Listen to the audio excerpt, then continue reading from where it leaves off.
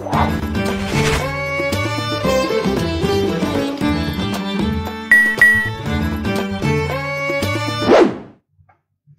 selamat malam teman-teman semuanya. Selamat datang kembali di acara Ngopi Instan, ngobrol pintar, interaktif, dan spontan KJRI Hong Kong di episode 25 pada malam hari ini. Selamat malam seluruh warga negara Indonesia di Hong Kong dan Macau. Malam ini apa kabarnya? Mudah-mudahan sehat selalu. Kita malam hari ini bertemu kembali, akan membahas terkait isu yang pastinya akan menarik untuk teman-teman semua. Saya Ayu Saptaning Tias, Konsul Muda Pensosbud KJRI Hong Kong, akan menemani teman-teman semua selama kurang lebih 1 jam ke depan. Pastikan teman-teman yang sedang menyaksikan sudah like dan follow Facebook KJRI Hong Kong, termasuk juga akun media sosial kita. Kita ada di Instagram, YouTube, dan juga Twitter.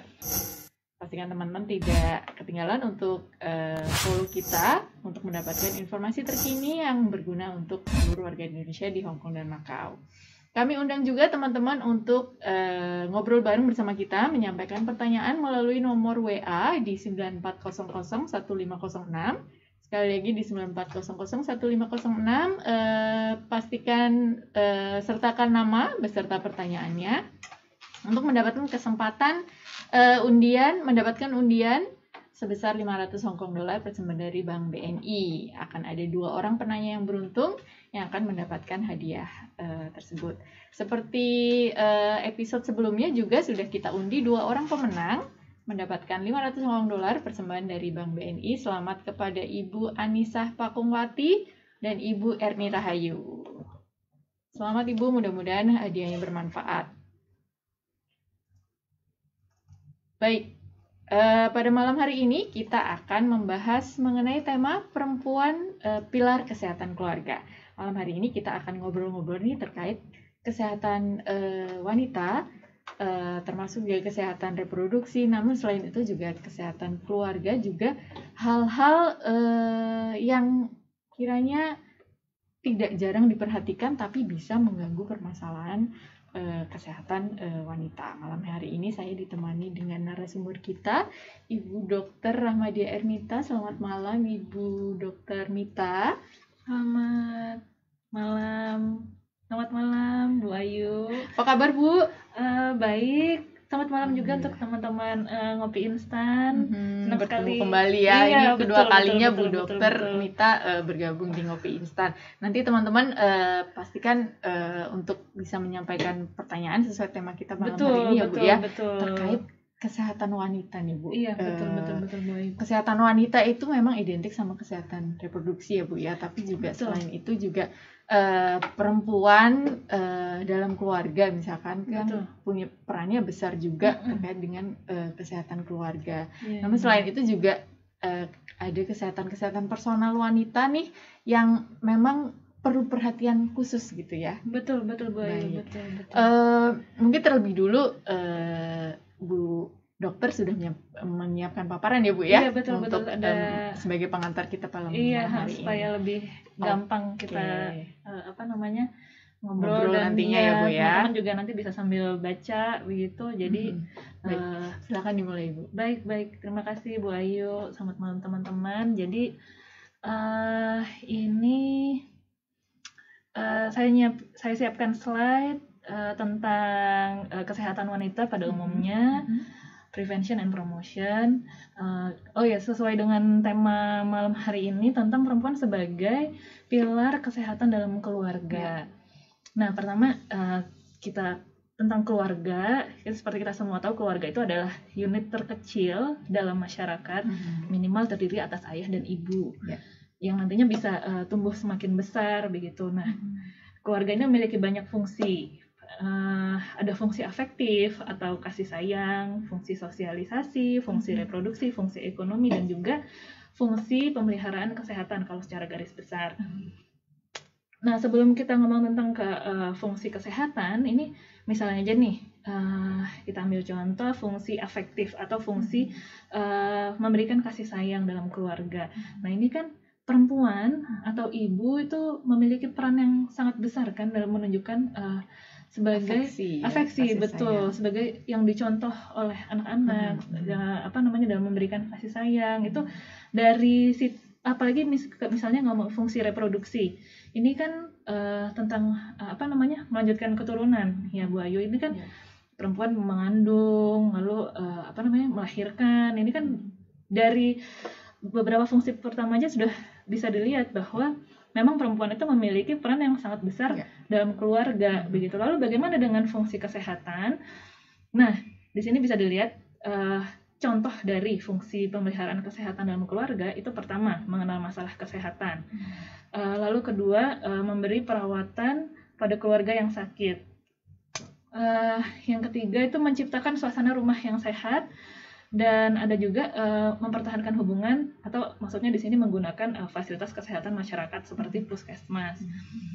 Nah, ini dari beberapa paparan ini bisa dilihat bahwa ini tuh biasanya kerjaan ibu-ibu nih sebenarnya nih kan, mengenal kalau ada anak, misalnya anaknya belum panas aja, kadang-kadang ibu tuh udah terasa kayaknya kok anak saya nih udah kayaknya mau sakit nih gitu. Ini kan dengan mengenal masalah kesehatan gitu, itu biasanya jelas sekali nih memberi perawatan pada keluarga yang sakit. Kalau ada anaknya yang sakit, biasanya ibunya ikut sakit saking sibuknya kan kalau ada anggota keluarga yang sakit seperti itu. Terus menciptakan suasana rumah yang sehat. PHBS ini maksudnya dengan perilaku hidup bersih dan sehat gitu. Ini jelas kerjaan ibu-ibu banget. Kalau ada rumah yang kotor, itu kan biasanya ibu-ibu yang yang rewel, yang bawel begitu. Jadi dari beberapa contoh ini memang bisa dikatakan bahwa perempuan itu memang pilar dalam kesehatan keluarga seperti itu. Mungkin slide berikutnya. Nah, sekilas mungkin teman-teman yang udah pernah nonton Ngopi Instan sebelumnya, saya pernah bahas sekilas tentang hidup sehat. Jadi sama dengan mengatur kesehatan individu, mengatur kesehatan keluarga itu, ini juga yang harus kita perhatikan, bagaimana nutrisi di keluarga kita, lalu bagaimana kebersihan per individu dan juga kebersihan lingkungan rumah kita, lalu bagaimana istirahat dan aktivitas di keluarga kita, dan bagaimana kondisi kesehatan mental keluarga kita. Nah, itu juga yang harus kita atur saat kita ingin menciptakan keadaan yang sehat di dalam rumah begitu, dalam keluarga. Nah, sekarang kita ambil contoh misalnya tentang nutrisi. Ini ibu-ibu perlu sekali memperhatikan komposisi, kecukupan nutrisi dan komposisi gitu. Jadi misalnya di rumah kita itu lebih banyak orang-orang dewasa, terus atau ada usia lanjut, berarti kan kita akan menyediakan makanan-makanan yang rendah lemak, terus lebih banyak serat, ya karena komposisi seperti ini yang lebih cocok untuk kelompok usia tersebut begitu. Nah, sedangkan kalau di rumah kita banyak anak-anak, justru kita harus menyediakan makanan yang tinggi lemak.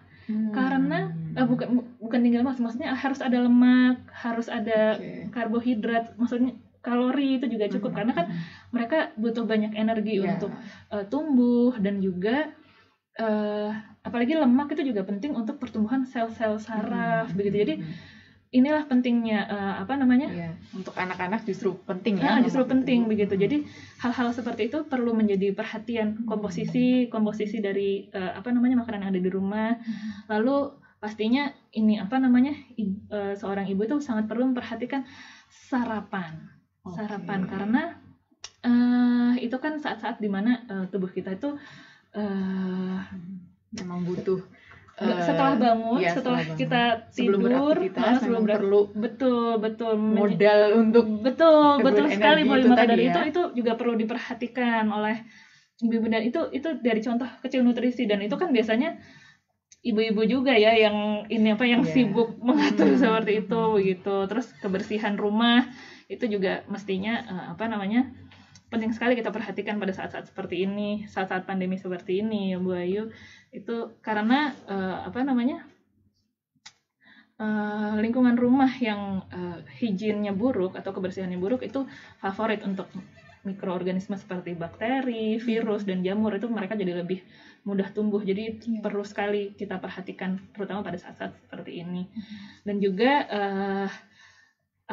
memperhatikan istirahat dalam keluarga, bagaimana pola istirahat di keluarga, lalu juga olahraga ini sebenarnya intinya pola hidup aktif ya, tidak melulu maksudnya bukan berarti seperti yang saya bahas dulu harus aktif, harus olahraga, harus ke gym apa gitu, gitu. sebenarnya enggak. Yang penting misalnya kita mulai ada kan program 10.000 langkah per hari seperti itu, terus atau kita biasakan pokoknya lebih aktif secara fisik. Kalau ada tangga atau lift gitu, kalau nggak terburu-buru pilih tangga seperti itu. Kalau Mungkin olahraga untuk anak-anak gimana? kalau anak-anak ini sebenarnya mereka tuh punya banyak energi untuk sebenarnya aktivitas mereka lebih tinggi ya Bu Ayu. Kayak kita apalagi di Hong Kong ini banyak taman begitu kan, sebenarnya itu sangat mendukung sekali untuk anak-anak kita untuk melakukan aktivitas fisik seperti itu. Nah itu juga untuk menyalurkan energi mereka juga sebenarnya cocok sekali.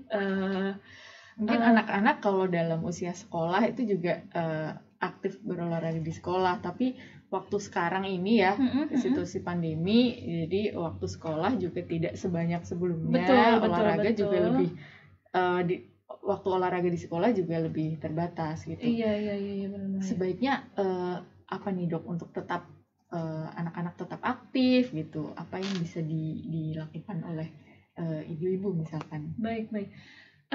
Sebenarnya itu tadi ya, kita menggunakan fasilitas-fasilitas yang disediakan oleh pemerintah Hong Kong semaksimal mungkin, misalnya dengan menggunakan taman-taman itu ya. Lalu sekarang juga alhamdulillah playground juga sudah mulai dibuka ya Bu Ayu ya. Jadi sebenarnya bisa tuh anak-anak ketika misalnya setelah pulang sekolah mungkin beberapa waktu bisa bermain di taman begitu, sekaligus berjemur ya supaya mendapat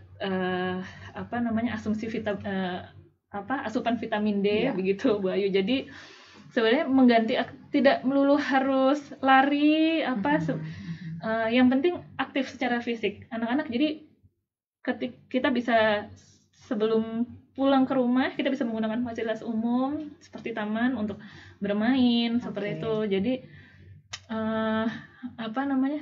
apalagi sebenarnya anak-anak Hong Kong kan suka banget ya main di playground tuh, main hanging sebenarnya kan suatu bentuk fasilitasnya udah banyak iya itu suatu bentuk aktif secara fisik juga untuk anak-anak seperti itu. Baik Bu Ayu, lalu sekilas tentang pola hidup sehat dalam keluarga. Mungkin slide berikutnya terakhir mental health juga tentang ya, tentang kesehatan mental ini juga perlu diperhatikan karena ini juga akan mempengaruhi hidup sehat kita secara keseluruhan. Jadi mental health di sini yang menciptakan suasana psikologis sebaik mungkin untuk keluarga kita sehingga meminimalisir stres seperti itu. Itu sebenarnya kuncinya di situ ya Bu Ayu, seperti itu. Baik, saya ingatkan kembali teman-teman juga silakan sampaikan pertanyaannya atau mau berkonsultasi dengan Ibu Dr. Mita di sini, silakan sampaikan ke 94001506, sertakan nama beserta pertanyaannya. Baik, selanjutnya kita bahas apa nih Dok? Oke, jadi ini tadi kan secara keseluruhan ya Bu Ayu ya, secara garis besar perempuan dan keluarga. Nah, untuk menjaga kesehatan keluarga kita juga harus sehat. Betul. Sebelum menyelamatkan orang lain kita harus selamat terlebih dahulu. Untuk menjaga kesehatan orang lain kita juga sebagai perempuan harus sehat. Nah, selain sehat secara umum seperti tadi, perempuan juga punya organ-organ khusus, punya hormon-hormon yang lebih kompleks, yang semuanya yang membuat perempuan sedikit lebih berbeda seperti itu. Nah, itu dirangkum dalam kesehatan reproduksi seperti itu. Nah, kesehatan reproduksi ini apa sebenarnya? Kalau menurut Organisasi Kesehatan Dunia, ini adalah bisa dibaca suatu keadaan sejahtera fisik, mental, dan sosial secara utuh, tidak hanya tentang bebas dari penyakit atau kecacatan, dalam semua hal yang berkaitan dengan sistem reproduksi, dalam fungsi dan prosesnya, seperti itu. Slide berikutnya. Nah, kesehatan reproduksi ini meliputi organ reproduksi, begitu kan? Organ reproduksi ini bisa kita bagi menjadi tiga kelompok besar. Ada organ eksternal, ini adalah organ kewanitaan yang bisa kita periksa tanpa menggunakan alat. Misalnya seperti vulva, mons pubis, ini adalah maksudnya area yang tumbuh rambut ketika masuki pubertas. Ya. Lalu ada labia mayora dan minora, serta juga ada introitus vagina. Lalu ada juga yang kedua, kelompok kedua adalah organ internal. Inilah adalah organ yang kalau kita mau memeriksa itu harus menggunakan alat, misalnya dengan USG. Itu ada uterus atau rahim, ada juga tuba fallopi, ovarium, dan juga kelompok yang ketiga adalah organ ekstragonat atau organ di luar organ kewanitaan yang juga dipengaruhi oleh hormon-hormon sistem reproduksi. Di sini ada yang termasuk di dalamnya adalah payudara dan juga kulit. Baik, berikutnya. Nah, ini mungkin gambaran sekilas aja. Yang gambar sebelah kiri itu adalah area panggul. Mungkin teman-teman bisa merasakan sendiri ada area panggul, ada tulang yang keras. Nah, di dalam itulah sebenarnya tempat rahim kita itu berada. Nah, gambar lebih jelasnya gambar yang sebelah kanan, yang di tengah itu rahim, yang seperti lengan itu adalah tuba fallopi tadi. Itu sebenarnya jalannya telur sampai masuk ke rahim. Lalu yang kuning itu adalah tempat di mana ovarium, tempat di mana sel telur kita dihasilkan setiap bulannya. Dan yang bawah yang ada penyempitan itu ada cervix atau leher rahim, dan juga di bawah cervix itu ada vagina. Baik, slide berikutnya. Nah, ini adalah kira-kira bagaimana gambaran siklus. Cara kerja dari sistem reproduksi kita secara singkatnya mungkin lah ya. Yang kuning ini menggambarkan bagaimana naik turunnya hormon kita. Ini terjadi begitu terus setiap bulan, naik turun seperti itu terus. Dan yang hijau ini adalah gambaran apa yang terjadi pada sel telur dipengaruhi oleh hormon-hormon tersebut, benar ya. Dan yang biru ini adalah bagaimana dinding rahim kita menebal dan menipis, mengelupas setiap bulannya. Nah, itu ada gambaran, mungkin yang merah itu ada tulisan 14. Itu adalah kira-kira kalau dalam satu siklus, hari ke-14 itu adalah hari ovulasi, atau bisa dibilang hari di mana sel telur kita itu optimal untuk terjadi pembuahan. Matang gitu ya? Matang, betul. Mungkin. Itu pada saat itu hormon estrogen kita meningkat. Tuh yang biru kan terlihat naik ya, Bu Ayu. Nah, ini kadang-kadang ketika estrogen ini meningkat, mungkin kita merasa aduh, kulit saya kayaknya lagi halus-halus banget. Nah, itu tuh efek.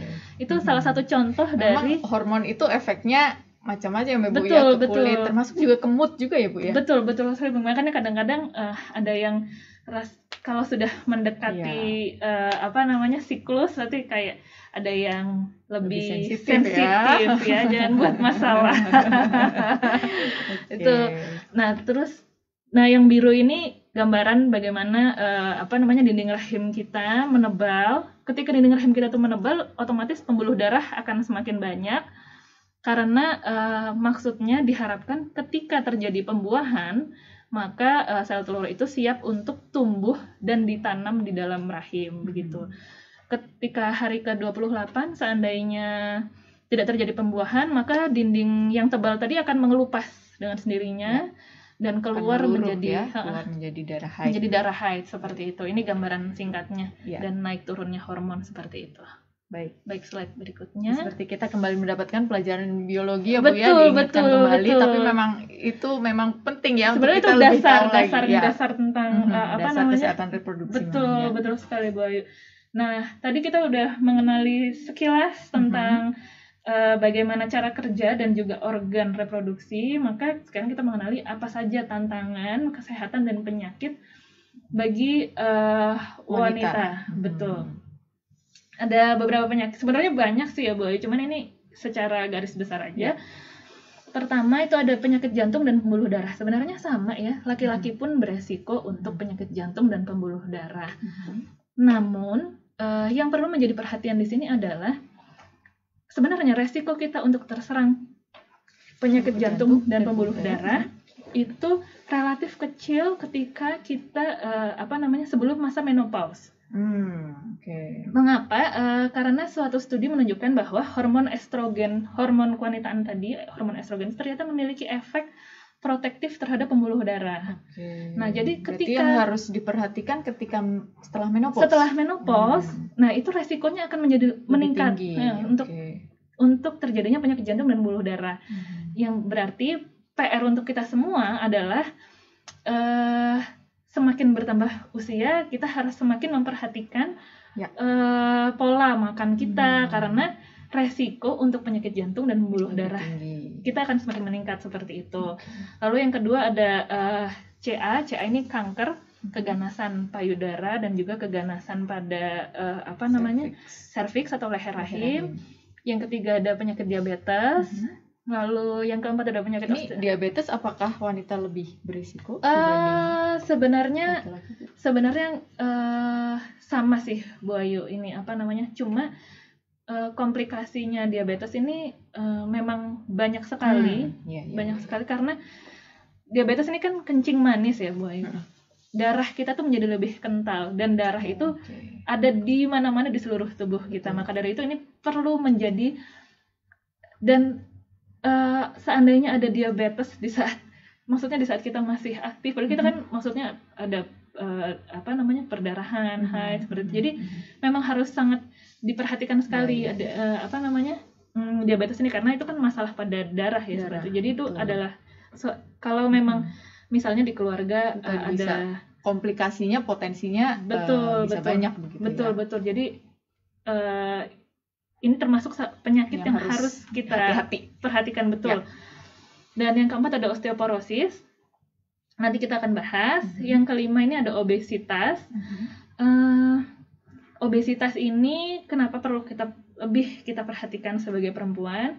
Karena lagi-lagi ini berkaitan dengan hormon estrogen itu ternyata ada kaitannya dengan salah satu efek dari hormon estrogen adalah memicu penyimpanan lemak di dalam tubuh. Begitu. Jadi kadang-kadang mungkin misalnya nih teman-teman perhatikan, misalnya teman-teman ada yang mengkonsumsi pil KB dan setelah mengkonsumsi pil KB kok saya tambah gendut ya, begitu. Nah, bisa jadi itu isi pil KB-nya ada hormon estrogennya gitu. Benar, maka dari itu efek sampingnya itu adalah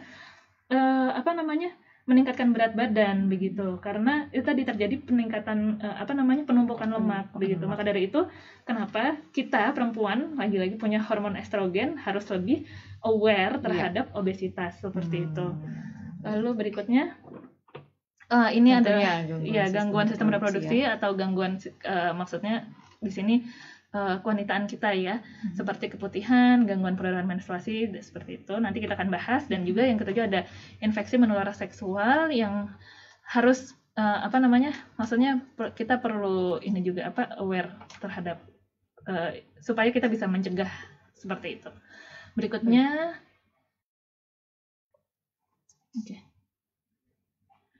Oke, mungkin kita langsung aja ke tentang berikutnya. Ya ini nggak apa-apa. Tentang payudara.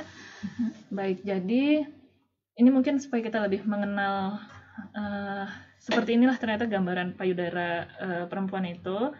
Jadi di balik kulit itu ada yang warnanya kuning, ini adalah lapisan lemak, dan di bawah lapisan lemak ini ada kelenjar-kelenjar susu yang nanti ketika menyusui akan diisi oleh ASI ya. Nah, yang gambar yang di sebelah kiri ini misalnya ada gambar hijau-hijau itu terlihat. Nah, itu tuh namanya adalah kelenjar limfe. Nah, ini yang perlu menjadi perhatian. Banyak sekali kelenjar limfe di payudara, sehingga jika terjadi keganasan atau kanker itu mudah sekali menyebar karena kanker itu menyebarnya salah satunya lewat kelenjar limfa seperti itu. Baik, slide berikutnya. Oke, jadi bagaimana merawat kesehatan payudara? Ini pertama, ada konsumsi makanan tinggi antioksidan. Sebelumnya juga pernah saya bahas. Misalnya makanan-makanan sayur-sayuran. Banyak sayur. Betul. Ini dan juga dark coklat. Enak ya coklat, ya. betul. Ada. Tapi suka hati-hatinya sama gulanya ya. Gulanya betul, makanya dark coklat yang gulanya sedikit aja kayaknya Mbak Yubi ya. Jadi coklat itu memang sehat asalkan betul gulanya banyak gula. Betul. Karena ternyata dia juga punya antioksidan. Nah, antioksidan ini sebelumnya pernah saya bahas bahwa punya efek melawan sel-sel yang bersifat kanker. Begitu. Jadi konsumsi makanan tinggi antioksidan ini dapat membantu kita untuk merawat kesehatan payudara, terutama kaitannya dengan melawan keganasan pada payudara atau kanker payudara seperti itu. Yang kedua itu adalah dengan mengontrol berat badan dan atasi stres berlebih. Lagi-lagi karena kontrol berat badan, lemak yang terlalu tinggi dan juga stres itu akan mengganggu keseimbangan hormon kita seperti itu. Maka dari itu ini juga perlu dikontrol untuk membantu merawat kesehatan payudara kita seperti itu.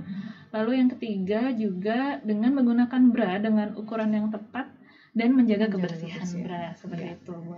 Karena kalau misalnya nggak pas ya, kadang-kadang kan ada yang ukurannya kurang pas, itu akan menyebabkan pertama nyeri misalnya, atau kadang-kadang misal terlalu kecil itu juga bisa memicu terjadinya stretch mark seperti itu, ukuran yang kurang pas. Maka dari itu kenapa penting sekali memastikan ukurannya pas dan nyaman dipakai ya dok ya. Betul sekali Boy. Karena kan bra itu fungsinya untuk menyangga ya, jadi harus menyangga dengan benar kan, maksudnya dengan pas seperti supaya jadinya itu sesuai dengan fungsinya, bukan malah efek sampingnya gitu yang kita dapat seperti bukan itu. Malah memberikan tekanan yang terlalu betul seperti itu banyak gitu ya. Oke, berikutnya. Nah ini sebenarnya ada banyak ya masalah yang bisa masalah pada payudara itu ada banyak. Cuma ini mungkin kita yang kita highlight tentang kanker payudara. Sekaligus ini meluruskan bahwa pada payudara itu bisa terjadi tumor. Nah, tumor itu tidak selalu kanker. Ya. Jadi tumor itu bisa jinak, bisa ganas. Nah, itu misalnya nih ada teman-teman yang melakukan pemeriksaan dan menemukan ada suatu benjolan, sepertinya permukaannya halus, bisa digerak-gerakkan. Kemungkinan itu adalah tumor yang sifatnya jinak. Jadi kalau menemukan benjolan nggak perlu langsung panik, langsung kanker atau apa, tidak perlu, maksudnya nggak perlu. Jadi harus tenang dan lakukan pemeriksaan lebih lanjut seperti untuk melihat seperti apa karakter dari benjolan tersebut begitu. Ya. Jadi tumor itu sekali lagi ada yang jinak, ada yang ganas. Nah, tumor yang ganas inilah yang kita sebut dengan kanker. Seperti itu. Apa saja faktor risiko dari kanker payudara? Itu ada usia aktif ya. Lalu ada juga yang kedua adalah menarche. Menarche itu adalah awal dimulainya menstruasi, terlalu dini. Misalnya kurang dari 12 tahun itu sudah juga menstruasi, sudah meningkatkan resiko ya? Iya, ada faktor resikonya untuk lebih tinggi seperti itu. Lalu juga belum melahirkan hingga usia 30 tahun. Ini juga salah satu faktor risiko. Tidak menyusui itu juga tidak pernah menyusui itu adalah salah satu faktor risiko. Dan yang kelima adanya riwayat kanker payudara dalam keluarga. Nah, lalu kapan teman-teman itu perlu khawatir atau was-was terhadap adanya suatu kanker payudara itu jika ketika teman-teman melakukan pemeriksaan ada beberapa hal di bawah ini. Pertama, ada benjolan atau penebalan di bawah kulit, penebalan dalam pada payudara atau sekitar ketiak. Karena di sekitar ketiak tadi kan ada kelenjar limfe ya, tempat salah satu ini penyebaran. Lalu yang kedua, puting susu yang mengeras atau tertarik ke dalam payudara atau mengeluarkan cairan padahal tidak sedang menyusui. Dan yang ketiga, adanya perubahan ukuran atau bentuk dari payudara. Dan yang keempat, kulit payudara, areola atau puting itu bisa bersisik, kemerahan atau malah berkerut-kerut, gambarannya seperti kulit jeruk. Kalau ada tanda-tanda itu, teman-teman sebaiknya melakukan pemeriksaan lebih lanjut.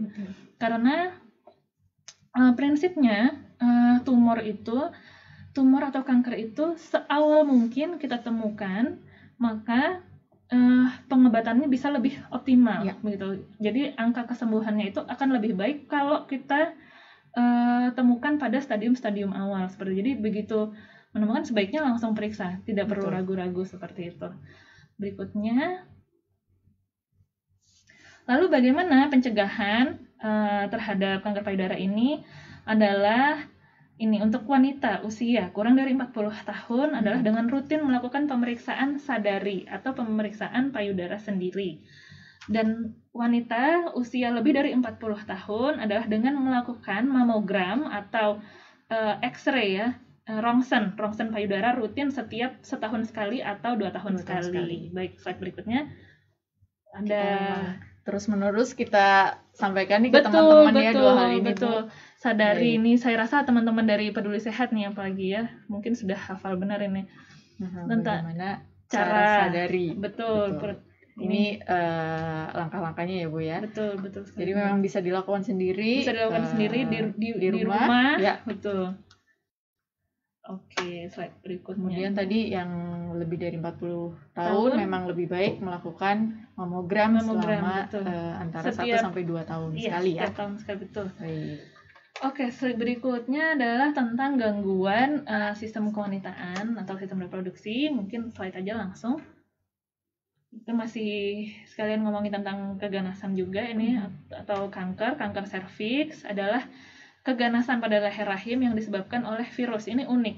Kanker tapi disebabkan oleh virus begitu. Jadi virus HPV ya atau human papilloma virus ini termasuk ditularkan melalui hubungan seksual. Maka dari itu sebenarnya CA cervix ini termasuk dalam kelompok infeksi menular seksual sebenarnya. Faktor risikonya apa saja? Adanya riwayat kanker serviks pada keluarga. Lalu yang kedua, berganti-ganti pasangan seksual. Yang ketiganya multipara atau melahirkan beberapa kali. Suatu studi menunjukkan lebih dari 5 kali itu resiko untuk CA cervix itu meningkat seperti itu. Lalu hubungan seksual pada usia terlalu muda, kurang dari 20 tahun, dan juga merokok meningkatkan faktor resiko CA cervix. Kapan teman-teman perlu was-was terhadap CA cervix? Jika ada perdarahan. Perdarahannya ini perdarahan yang tidak normal, tanpa menstruasi, lalu ada perdarahan. Setelah melakukan hubungan seksual, ada perdarahan. Atau setelah menopause, setelah 1 tahun tidak mengalami menstruasi, tiba-tiba ada perdarahan. Nah, jika ada tanda-tanda seperti itu, biasanya maka diikuti sakit nggak dok? Seperti itu. Sebenarnya tidak selalu, tapi ada juga yang memang terasa nyeri, tapi tidak selalu ya. Dan kadang-kadang ada juga keluhannya bau tidak enak seperti itu. Nah, itu kalau ada tanda-tanda seperti itu maka teman-teman perlu hati-hati dan melakukan pemeriksaan segera. Seperti itu. Mencegahnya, cara pencegahannya kira-kira gimana? Baik, pencegahannya ada di slide berikutnya mungkin. Pertama pastinya tidak berganti-ganti pasangan, being abstinence. Tadi karena betul, virus yang menular tadi ya. Melalui hubungan seksual. Nah, berikutnya juga melakukan vaksin HPV. Tapi yang perlu dicatat adalah vaksin HPV ini efektif jika diberikan kepada orang sebelum mereka aktif secara seksual, jadi pada usia remaja, seperti itu. Jika sudah aktif secara seksual dan diberikan vaksin HPV, ada studi yang menunjukkan bahwa efektivitasnya akan menurun, seperti itu. Baik. Lalu dan yang ketiga, kita melakukan deteksi dini, screening melalui IVA test dan pap smear. Ini bedanya apa, Dok? IVA test dan pap smear. Sebenarnya caranya aja. Caranya ini kan ada angka-angka ya, Bu Ayu, ada sensitivitas, spesifitas seperti itu. Sebenarnya ini maksudnya menunjukkan bahwa keduanya itu sama efektif seperti itu. Cuma kalau pap smear kan prosedurnya lebih rumit ya, karena harus dibawa ke laboratorium lagi. Seperti kalau IVA test kan kita bisa melakukan, jadi caranya dengan mengoleskan asam ke dinding leher rahim, lalu setelah itu kita lihat apakah ada perubahan atau tidak, seperti itu. Nah, jika ada keganasan atau kanker biasanya, atau ada sel-sel kanker, biasanya akan terjadi perubahan pada hasil IVA test itu. Sebaiknya screening dilakukan selama berapa lama nih, Dok? Nah, jadi begini, prinsipnya pap smear itu dilakukan 3 tahun dari pertama kali aktif secara seksual. Dan rutin 3 tahun sekali. Betul, dilakukan rutin sejak itu dilakukan rutin setiap 3 tahun sekali. Sebenarnya kalau nggak ada pap smear dan pilihannya IVA test pun sebaiknya tetap dilakukan seperti itu polanya sih. Jadi dari 3 tahun lalu dilakukan 3 tahun sekali. Baik, itu seperti itu. Berikutnya. Nah, berikutnya ini adalah, saya rasa masalah ini adalah problem kebanyakan wanita ya, Bu Ayu, keputihan. Sebenarnya keputihan itu normal ya, fisiologis atau normal. Cuman yang patut diwaspadai adalah ketika keputihan itu menunjukkan tanda-tanda yang lain ya. Betul, ada perubahan warna, misalnya, terus habis kekuningan atau kehijauan, lalu setelah itu ada baunya lain, seperti itu. Biasanya bau tidak sedap seperti itu. Nah, lalu atau ada rasa nyeri. Rasa nyeri atau rasa gatal atau ada iritasi, misalnya terlihat kemerahan seperti itu. Nah, kalau ada tanda-tanda ini, itu adalah tanda-tanda bahwa keputihan ini sudah mulai tidak normal. Karena sebenarnya memang vagina kita itu menghasilkan lendir secara normal seperti itu. Apa saja sebenarnya faktor resiko dari keputihan itu adalah adanya perubahan pH atau keasaman dari vagina seperti itu. Bisa dari dalam tubuh kita atau bisa juga dari luar. Dari dalam misalnya penggunaan kontrasepsi ataupun daya tahan tubuh yang sedang drop. Kalau dari luar bisa jadi karena kebersihan yang buruk, pakaian dalam yang terlalu ketat, atau adanya infeksi menular seksual, dan juga akibat penggunaan fasilitas umum yang tercemar bakteri. Seperti itu.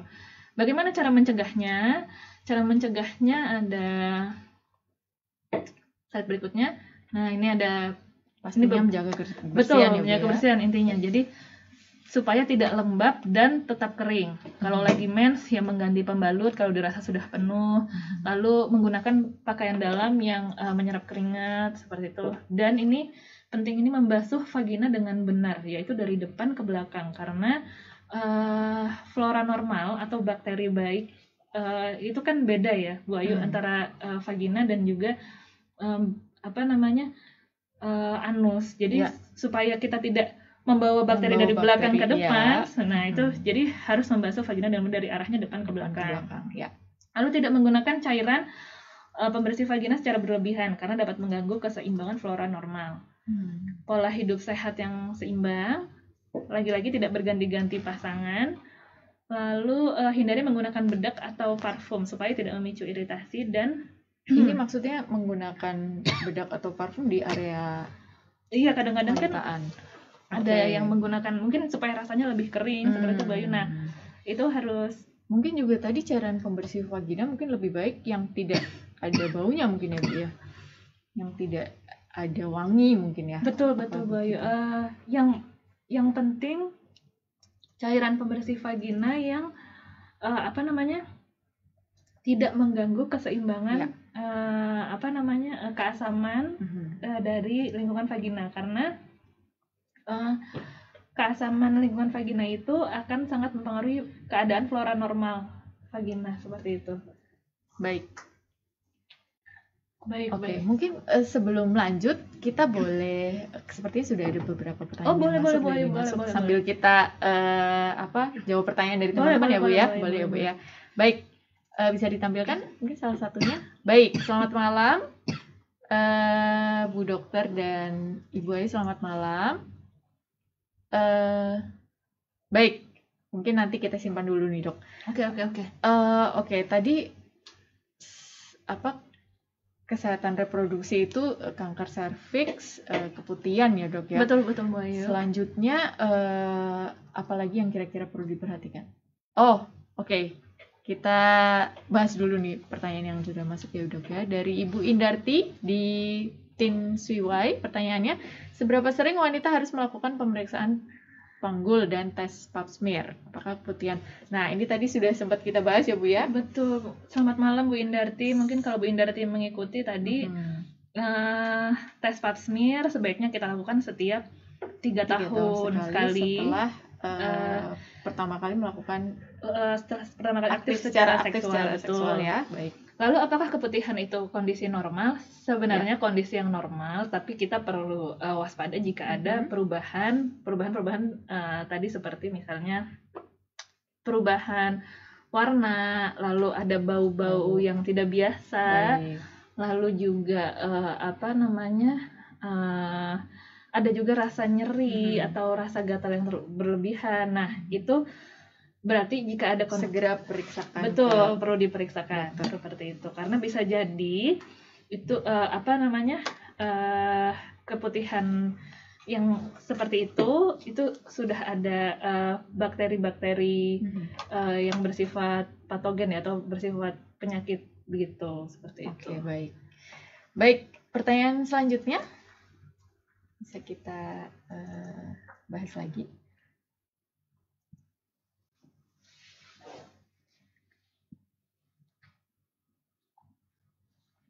Silakan teman-teman jika ingin menyampaikan pertanyaan. Baik, Assalamualaikum Dok, selamat malam. Mau nanya, faktor apa saja yang mempengaruhi kesehatan reproduksi dan bagaimana tips menjaga kesehatan reproduksi?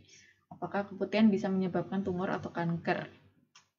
Baik, faktor yang mempengaruhi kesehatan reproduksi tadi sudah dibahas teman-teman kalau mengikuti, termasuk makanan, kebersihan, lalu juga stres juga ya Dok ya. Betul sekali Bu Ayu. Lalu apakah keputihan bisa menyebabkan tumor atau kanker? Jadi apakah keputihan bisa menyebabkan tumor atau mungkin sebagai gejala? Betul, sebenarnya bukan keputihan itu menyebabkan tumor atau kanker, tapi tumor atau kanker itu bisa salah satunya ditandai dengan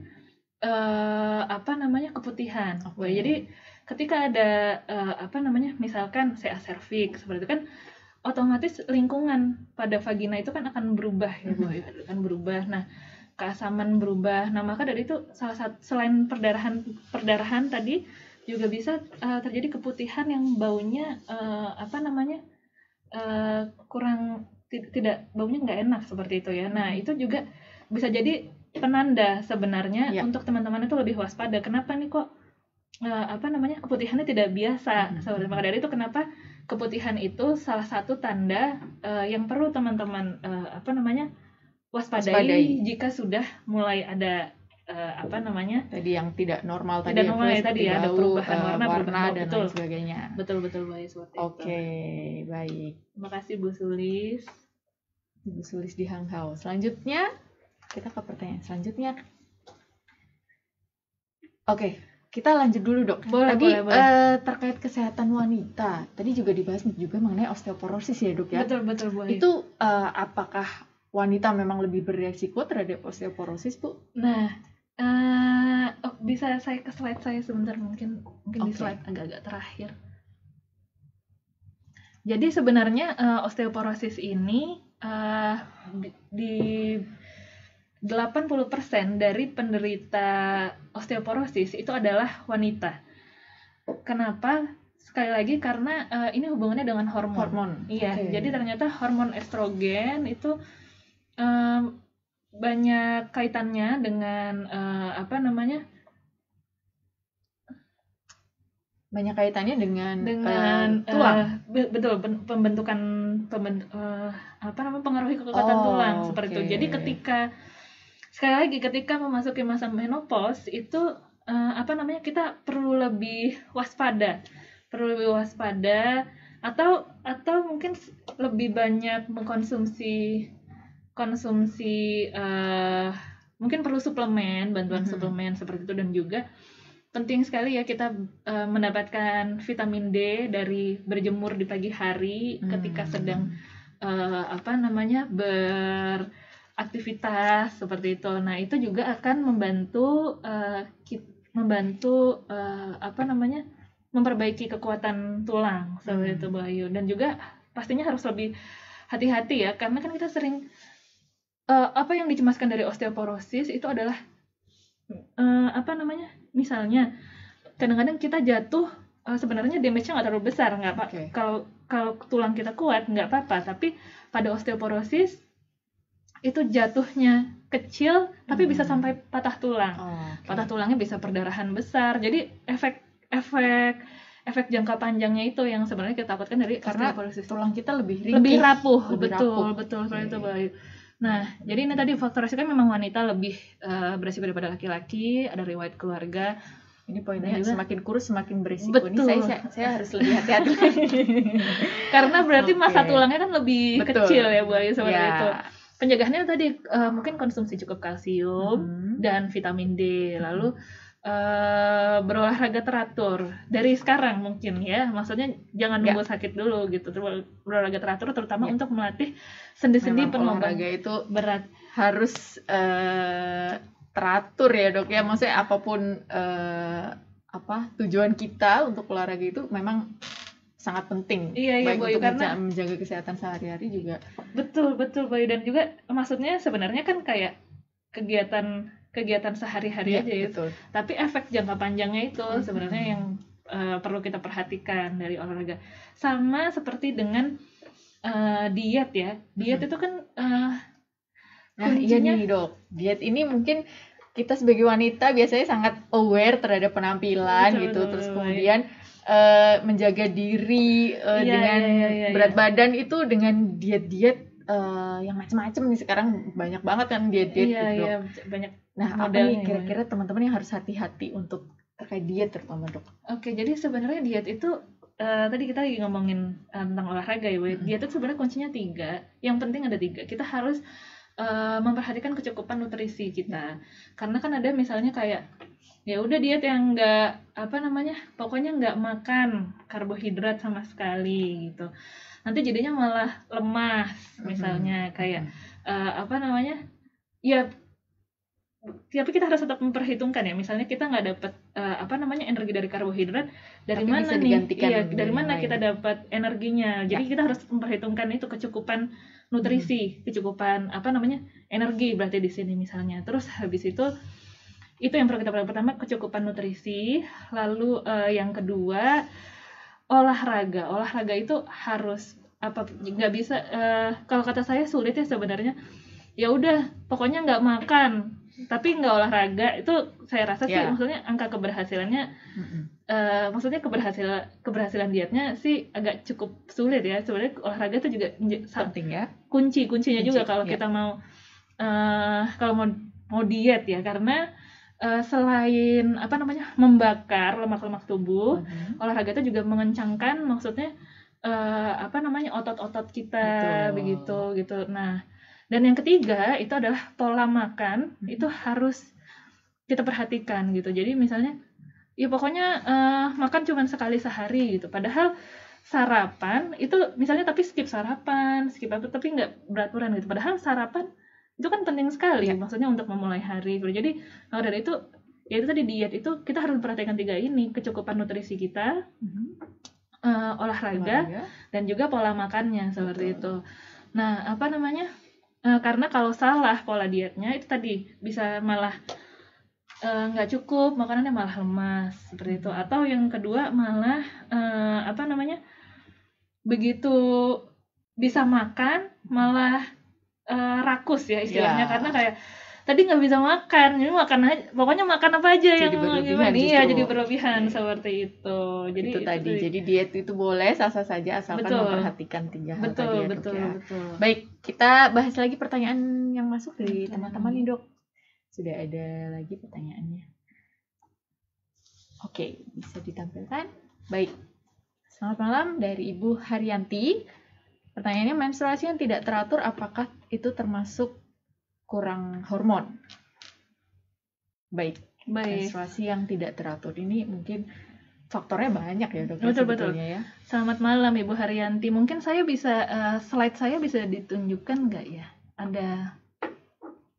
Ada tentang perdarahan yang abnormal gitu. Jadi gambaran perdarahan abnormal itu apa? Itu Mungkin bisa ditampilkan di slide-nya. Nah, ini ya.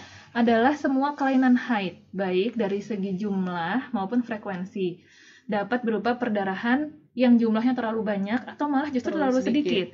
Atau haid yang memanjang atau tidak beraturan. Nah, seperti itu gambaran perdarahan abnormal. Nah, Mas Bu Hartati ya, Bu Haryanti. Bu Haryanti, saya kan nggak tahu ya, maksudnya ini tidak beraturannya seperti apa begitu. Tapi kalau bisa kita lihat sekilas ini di tabel ya, ada gambar penyebabnya perdarahan abnormal itu apa, bisa dari organnya atau strukturnya, misalnya pada polip, adenomiosis, miom, ataupun ada tumor seperti itu, atau justru memang gangguan pada hormonnya aja.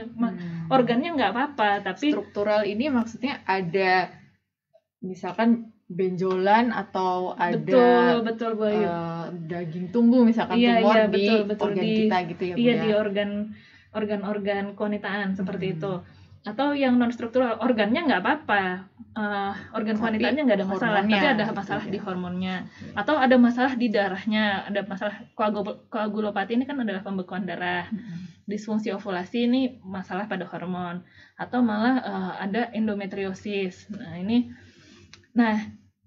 Untuk Bu Haryanti, apakah itu selalu masalah pada hormon?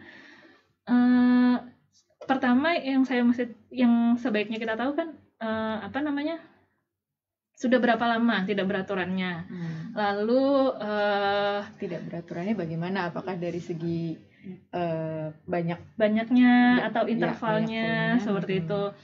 Nah, ya kita harus ada gambaran yang lebih jelas seperti apa gitu. Apakah itu selalu gangguan hormon? Belum tentu begitu. Nah, bagaimana kita tahunya? Itulah kita perlu pemeriksaan yang lebih lanjut seperti itu, Bu Ayu, gambarannya. Baik. Pertanyaan selanjutnya. Kita sudah ada lagi pertanyaan selanjutnya. Baik. Bisa ditampilkan? Baik. Assalamualaikum. Waalaikumsalam. Mau tanya, kalau kedua orang tua punya riwayat kanker, berapa persen menurun ke anak? Oke. Baik, waalaikumsalam. Dari Ibu Yuliana. Waalaikumsalam Bu Yuliana. Jadi memang jika ada riwayat kanker dalam keluarga, itu memang keturunannya atau anaknya itu ada resiko untuk tumbuh kanker itu lebih besar daripada misalkan anak lain yang orang tuanya tidak ada riwayat kanker. Berapa persen itu tergantung jenis kankernya. Maksudnya jenis tumornya di mana seperti itu, dan tidak semua kita ketahui ya angka berapa persennya, karena itu kan butuh penelitian yang lebih dalam ya. Tapi sekilas misalnya seperti tumor payudara itu ada angka berapa persen seperti itu, memang ada tergantung jenis kankernya apa.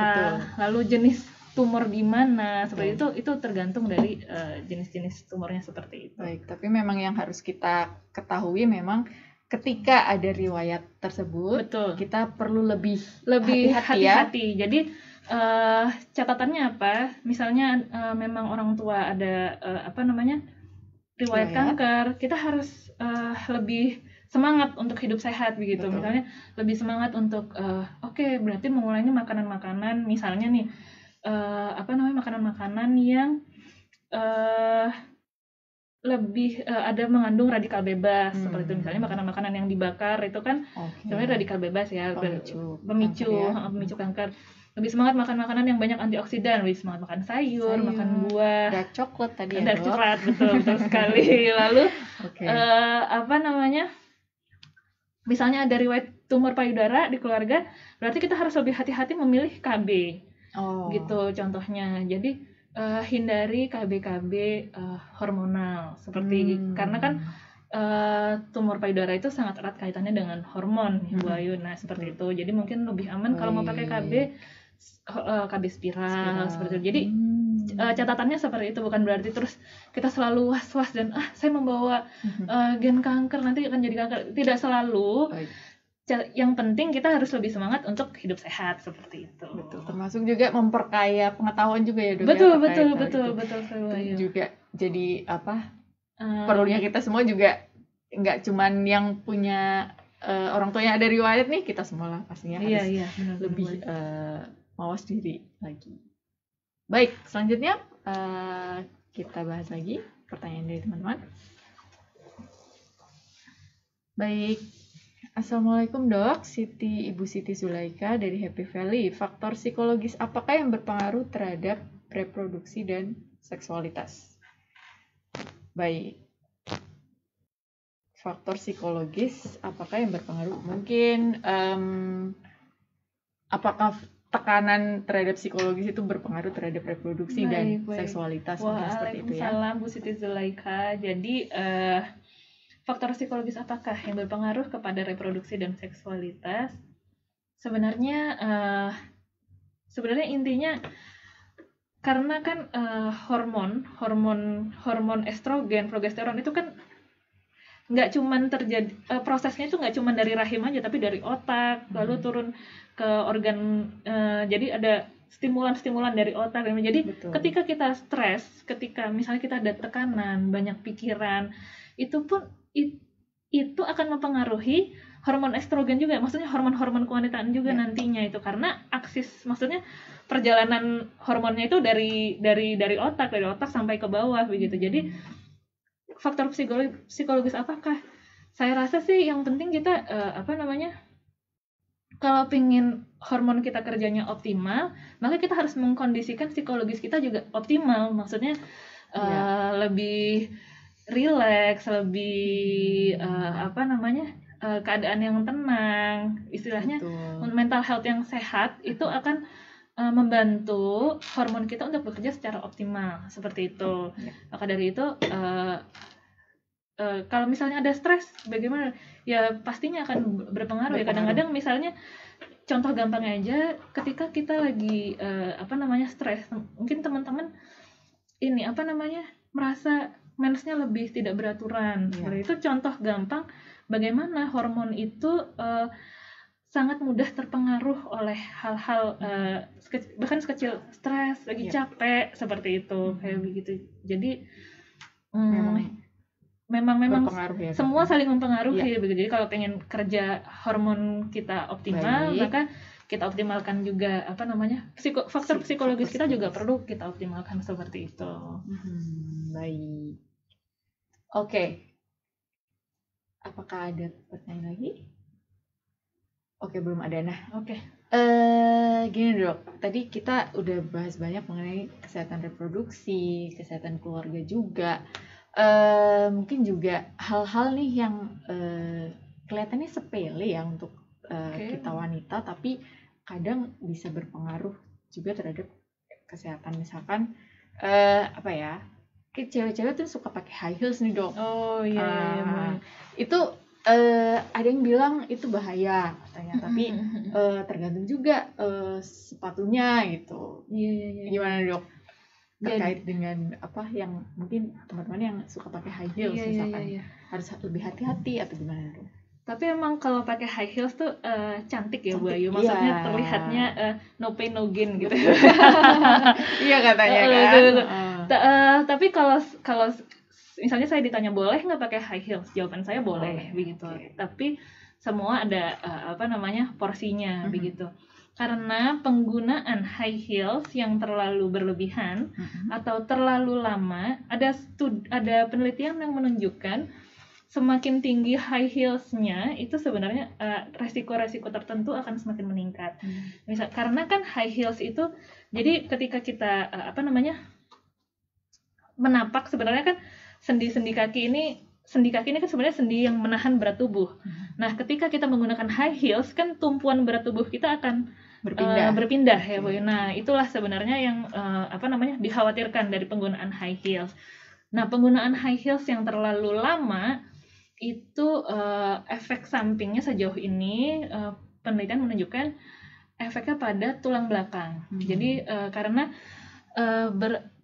berat itu banyak berpindah ke panggul dan tulang belakang bagian bawah atau lumbal seperti itu. Nah, jadi beratnya bertumpu di situ begitu. Nah, itu efek jangka panjangnya itu akan timbul suatu gangguan atau yang sering kita sebut dengan LBP atau low back pain atau nyeri pada tulang belakang seperti itu. Jadi bagaimana dong caranya? Nggak apa-apa kita pakai high heels. Asal jangan terlalu lama. Misalnya kita di kantor harus pakai high heels. Tapi kalau misalnya kita mau pulang ke rumah, jalan mungkin harus ganti sepatu. Jadi harus bawa sepatu cadangan seperti itu misalnya. Terus misalnya setelah pakai high heels, pegel rasanya, jangan lupa di massage kakinya. Maksudnya karena pegel itu juga tanda ya dok ya, iya, berarti bahwa memang tubuh kita sebenarnya sudah memberikan signal bahwa betul. Ada jadi nyeri itu sebenarnya itu adalah tubuh kita sedang berbaik hati ngasih tahu kayak ada yang ini nih ada yang salah, ada yang tidak beres, ada yang nggak beres, betul. Nah, jadi kalau misalnya udah mulai pegel tuh telapak kakinya jangan lupa dimassage gitu, bagian telapak kakinya dengan misalnya bola golf gitu kan, kayak cukup keras ya itu kayak gitu. Jadi boleh pakai high heels, boleh, tapi harus sesuai porsinya seperti itu. Baik, oke, terima kasih banyak Dokter Mita nih, sudah banyak sekali ngobrol tentang kesehatan wanita, kesehatan reproduksi dan juga lainnya nih tadi. Banyak banget kita. Seneng banget sih Bayu bisa teman-teman juga banyak menyampaikan pertanyaan. Terima kasih sekali teman-teman. Tidak terasa Dok sudah 1 jam lebih sedikit kita ngobrol-ngobrol di Ngopi Instan kali ini. Sekali lagi terima kasih sekali Bu Dokter sudah bersedia membagikan pengetahuan dan ilmunya terkait kesehatan wanita, juga menjawab pertanyaan dari teman-teman. Nanti kalau ada pertanyaan yang belum terjawab, boleh ya Dok kita nanti dijawab via WA. Oh, bisa nanti ya, ya. Senang sekali saya. Baik demikiannya teman-teman, terima kasih sekali sudah menyaksikan Ngopi Instan pada malam hari ini mengenai kesehatan wanita. Mudah-mudahan teman-teman juga mendapatkan ilmu dan juga pengetahuan yang bermanfaat untuk teman-teman. Terima kasih sekali lagi sudah stay tune di Ngopi Instan. Kita ketemu kembali di episode Ngopi Instan selanjutnya, pastinya dengan tema-tema lain yang lebih menarik lagi. Baik, selamat malam teman-teman.